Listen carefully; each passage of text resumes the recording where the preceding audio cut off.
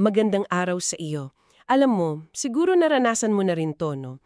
May nakikita kang bagong proyekto o grupo, ang ganda ng simula, sobrang puno ng energy. Oo, yung parang ang lakas ng dating sa umpisa. Eksakto. Tapos paglipas lang ng ilang buwan o minsan taon, parang pif, nawala na lang. Pero may iba naman, parang tahimik lang nung una, pero wow, tumatagal tapos lumalago pa. Oo nga no. Ano kaya ang sikreto nun? Yan nga. At sakto, may mga source material tayo ngayon galing sa libro ni Chris R. Velasquez, The Turning Point from Struggle to Breakthrough, na tinatakal mismo yan. Ang ganda ng comparison na ginamit niya, yung batang halaman or young plant. Ah, young plant. Interesting metaphor. At ang misyon natin dito sa ating paghimaymay, simple lang. Gusto nating maintindihan mo kung bakit yung mga unang araw, unang linggo, kahit unang buwan pa lang ng anumang sinisimulan mo, community man yan, o negosyo, o kahit study group lang, bakit super critical nung phase na yon? Yung parang doon nakasalalay lahat, no?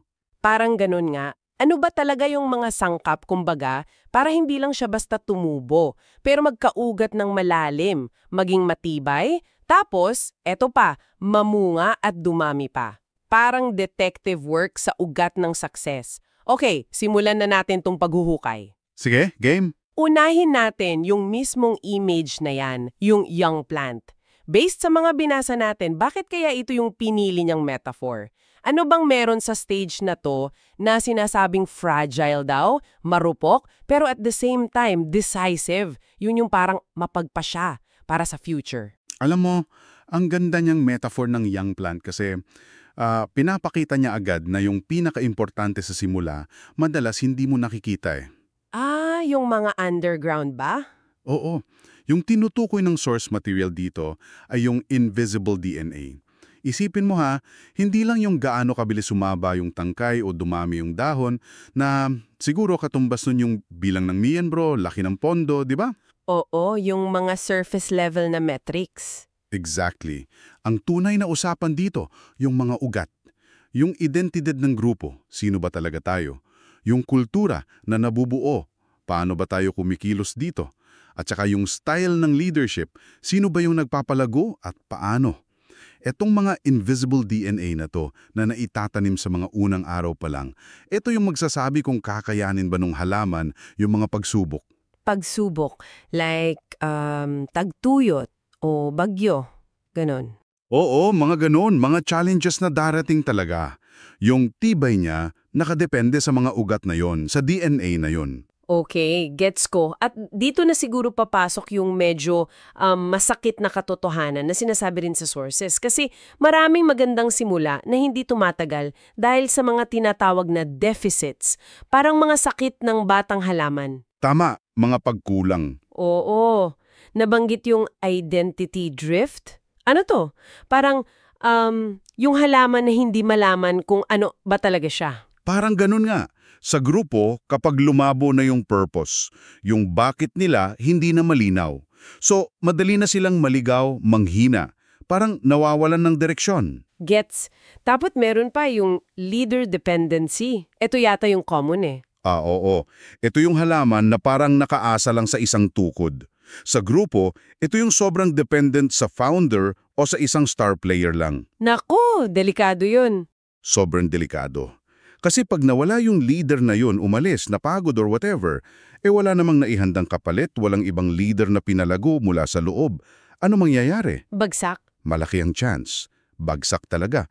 Parang domino effect. May naalala pa kong nabanggit doon, rhythm deficiency at contextual mismatch. Yung una, parang kulang sa dilig. Oo, parang ganun. Walang consistent na ginagawa, walang habits na humuhubog sa mga tao. Puro pa event lang, na minsan lang. Hindi sustainable. Tapos yung contextual mismatch, parang maling halaman sa maling lugar. Nagtanim ka ng panglamig sa gitna ng Maynila. Hindi aangkop yung strategy o method sa sitwasyon nyo. May example pa nga dun sa source about sa leader dependency, di ba? Yung planter na ang bilis. Oo. Naalala ko yun.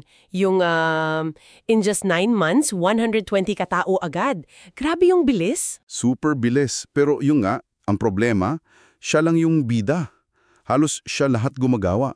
Hindi siya nakapag-train, hindi siya nakapag-release ng leadership. So, ano nangyari nung umalis siya? Ayun, nung napagod na siya, kinailangan umalis sa second year, yung 120, biglang bagsak. Halos wala nang natira. Nakakalungkot, no? Grabe, sayang yung effort. Sayang talaga at yun yung lesson dun. Speed without release breeds collapse. Yung bilis na nakafocus lang sa isa, hindi talaga tatagal. Hindi nagkaugat eh. Grabe, 120 tapos wala na. Parang nakaka-relate siguro yung iba sa atin na naka-experience or nakakita ng ganyan. At dito na nga siguro pumapasok yung sinasabi sa mga material na kailangan nating i-rethink yung definition natin ng tagumpay, lalo na sa umpisa. Oo nga eh, hindi lang pala paramihan ng tao. Hindi lang pala paramihan o bilis ng paglaki, may iba pa dapat tinitingnan. Exactly. Kailangan nating baguhin yung lente. Sabi nga sa sources, kailangan palitan o dagdagan ang mga conventional KPIs, yung Key Performance Indicators, ng mas matitibay na sukatan. Ang tawag dito, durable metrics. Durable metrics. Okay. Mga sukatan na pang matagalan. Ano yung mga example niya na binigay? Kasi madali talaga ma-stuck sa attendance lang or initial sign-ups. Magandang tanong. Halimbawa, imbes na bilangin lang kung ilan ang pumunta sa launch event mo, mas importante daw tingnan yung covenant retention rate. Covenant retention rate. Ano yon? Ibig sabihin, sa mga nag-commit talaga, sa mga sumali, ilan yung active pa rin at connected pa rin after, say, 6 months o 1 year. Yun yung isang sukatan ng tibay. Ah, okay. Hindi lang yung pumasok, kundi yung nanatili. Gets. Ano pa? Isa pa, imbes na bilangin mo lang kung ilang events ang nagawa mo this year, mas maganda daw bilangin kung ilang new indigenous leaders ang na-identify, na-train at nabigyan ng tunay na responsibilidad within, let's say, the first 12 months. Indigenous leaders galing mismo sa loob ng grupo? Oo, hindi imported. Sila mismo yung lumago mula sa community. Tapos pangatlo, tinitingnan din kung may mga simple, regular, at importantly, reproducible na mga gawain rhythms na nangyayari linggo-linggo. Hindi lang yung mga bunggang events. Ito daw, yung mga sign ng tunay na health at sustainability. Yung durable formation. Wow! Isipin mo, para sa'yo na nakikinig, kung may team ka, ano kaya yung katumbas ng covenant retention rate nyo? O paano nyo minemeasure yung leadership development sa loob? Oo nga no. Covenant retention rate, new indigenous leaders developed, reproducible rhythms, ibang-iba nga yung focus. Hindi lang yung surface numbers. Parang mas nagsasabi ito ng tunay na kalusugan ng batang halaman. Yun nga. At ang maganda, hindi lang tayo binigyan ng problema o diagnosis. May mga solutions din, 'di ba? May mga strategies para maitanim yung healthy DNA at maiwasan yung mga deficits. Ano yung mga una nating pwedeng gawin? Unang-una, talagang highlight ito sa sources ay yung paglilinaw ng identidad. From day one, kailangan malinaw na malinaw hindi lang sa founder, kundi sa lahat kung sino ba talaga kayo at ano yung non-negotiables nyo. Yung core values, ganun? Oo, yung pinakapundasyon. May exercise pa nga doon. Subukan nyo daw isulat sa isang sentence lang yung core identity nyo. Tapos, dapat daw sa bawat pagkikita, kahit papano nare-reinforce yun. Importante rin daw gumawa ng simple, clear na kasunduan or covenant. Pwedeng one-pager lang yan na nagsasabi ng shared values at commitments nyo para siyang anchor. Okay, clear identity, shared commitment. Pero, di ba, madaling isulat yan. Paano sisiguraduhin na nasasabuhay talaga? Na nagiging part ng invisible DNA? Good question. Diyan papasok yung pangalawang strategy, ang pag-develop ng mga leader mula mismo sa loob. Yung indigenous leadership. Ito yung sagot dun sa leader dependency deficit kanina. Para hindi nakaasa sa iisa lang. Tama. Bakit critical to? Kasi pag galing sa loob yung leader, mas gets nila yung context, mas may ownership sila, at mas sustainable ang leadership. Ang key mindset shift dito lalo na sa mga founders, dapat ang goal mo ay mag-release ng responsibility, hindi mag-retain ng control. Release, not retain. Oo, may checklist pa nga sa source. Example, Ang mga local leaders ba nagli-lead ng at least 50% ng public gatherings nyo within 12 months? O kaya, malinaw ba ng goal ng founder ay mag-release, hindi mag-retain?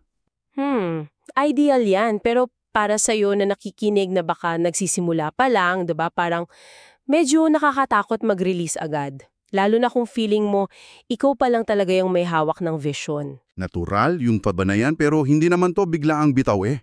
Sabi sa sources, proseso to. Start small, identify potential leaders, bigyan mo ng maliliit na task, i-mentor mo, tapos gradually, bigyan mo ng mas malaking tiwala at authority habang nakikita mong kaya na nila. Okay. Unti-unti lang. Oo, kasi yung risk ng hindi pag-release, mas malaki in the long run yung pagbagsak ng lahat pag nawala ka. So mas strategic na isipin mong investment ito sa future, pagpapatibay ng mas maraming ugat para sa batang halaman. Makes a lot of sense. Investment sa katagalan.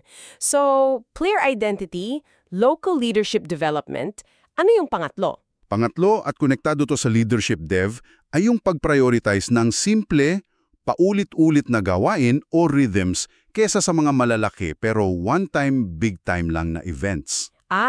Yung parang regular na pagdilig versus malakas na ulan. Yun. Ang ganda ng analogy mo.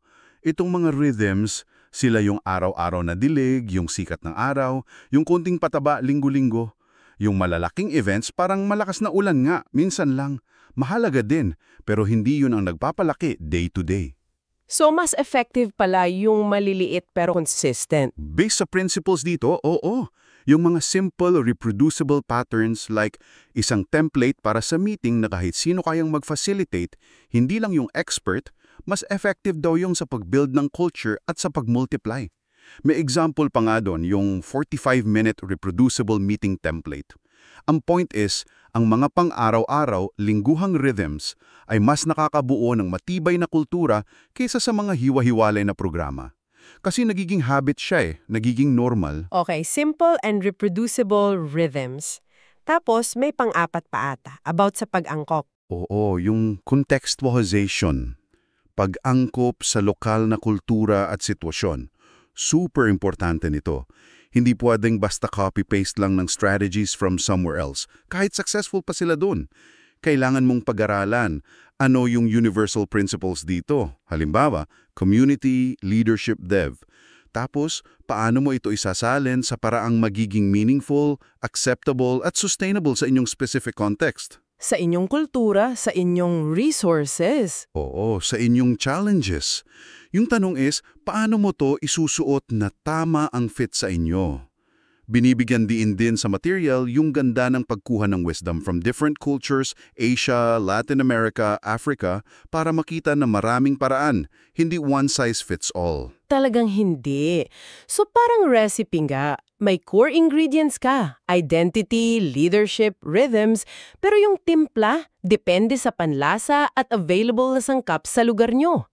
At para maging mas practical pa, may binanggit ding cycle, di ba? Yung SOW. Yung SOW, Gather, Anchor, Train, Send Framework. Simple lang to pero powerful. So, maghasik. Ito yung pagtatanim ng vision, pag-share ng ideas, pag-spark ng interest. Okay, SOW. Tapos gather, magtipon. Iniimbita mo na yung mga tao sa mga simple, regular na pagtitipon.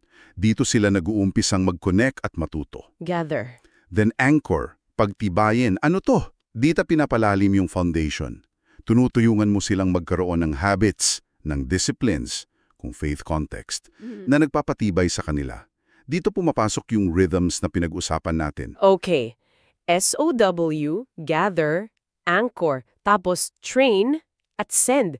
Paano to nakakakonect sa sustainability at multiplication? Ito na yung exciting part. Train, sanayin. Ito na yung intentional na pag-identify at pag-equip ng potential leaders galing sa loob. Sinitrain sila hindi lang para sumunod, kundi para mag-lead at, ito crucial, para makapag-train din ng iba. Para dumami yung trainers. Yun. Tapos, last step, Send, magsugo. Nire-release mo na yung mga na-train na leaders para sila naman ang mag-start ng bagong batang halaman, bagong grupo, bagong team, gamit din yung same process. Kaya nagiging cycle siya. May potential mag-multiply. Wow! Kahit hindi church context mo, parang ang applicable nitong cycle na to sa pag-build ng kahit anong organization or movement, 'di ba? May lesson dito about being intentional sa bawat stage. So, kung isusummarize natin, ano yung pinaka-takeaway message para sa'yo na nakikinig na baka nasa gitna ng pagbuo ng something? Ang pinakamensahe siguro, based dito sa sources, ay ito. Ang tibay at paglago hindi tiyamba yan. Resulta to ng intentional na pagtanim ng tamang invisible DNA sa simula pa lang. Intentionality sa simula. Oo, kailangan ng deliberate focus sa lalim bago sa lawak, paghubog ng karakter at kultura through consistent rhythms. Importante yung tagbibigay ng tunay na ownership at leadership sa local members, indigenous leadership. At critical yung pag-create ng mga sistema at proseso na simple at madaling gayahin ng iba para posibleng dumami. Yung madaling i-reproduce. Yun nga, binanggit pa yung mga field models like T4T, Training for Trainers, yung mabilisang pagtitrain ng ordinaryong tao para maging trainer din, at yung research sa church planting movements, CPM. Ang common denominator nila, yung mga strategies na nag-e-empower sa ordinaryong tao na mag-lead ng simple gatherings, mas nag-scale daw kaysa sa mga programang depende sa isang charismatic founder. Powerful! So, bilang buod para sa'yo na kasama namin, huwag nating maliitin yung simula. Yung young plant phase na yan, yun pala talaga yung pinaka-critical. Hindi lang to basta getting started. Ito yung time na sinusulat consciously man o hindi, yung DNA ng organization mo. Totoo yan. At yung invisible DNA na yan, yung linaw ng identity, sino tayo, yung mga gawi o kultura, paano tayo, at yung pagpapalaki ng leader, paano tayo magpapatuloy. Iyan ang magdidikta kung yung sinimulan mo ay magiging matibay na puno, kakayanin yung bagyo, lalago, at mamumunga pa para dumami. At ang sukatan ng tunay na success based sa mga material na ito, hindi lang sa bilis o laki sa umpisa, kundi sa lalim, tibay at kakayahang magpatuloy at mag-multiply long-term. At siguro, isang huling thought na lang na maiwan sa iyo, na galing pa rin sa diwa ng sources. Baka yung pinakamalaking hadlang sa long-term growth, hindi lang yung external challenges Baka mas madalas, yung mga internal na pagkukulang natin. Yung hindi natin sinasadyang failure na mahubog, mapagkatiwalaan, at mapakawalan yung potential ng mga tao sa loob mismo ng grupo natin, mula pa lang sa day one. Malalim yun. Oo. Kaya ang tanong para sa iyo, paano mo kaya magagamit sa sarili mong situation? Work man yan, community, pamilya o personal project, itong prinsipyo ng intentional na pagtatanim ng tamang DNA para sa tibay at pagdami. Isang bagay na, sulit pagnilayan. Maraming salamat sa pagsama mo sa aming paghimaymay ngayon. Hanggang sa susunod.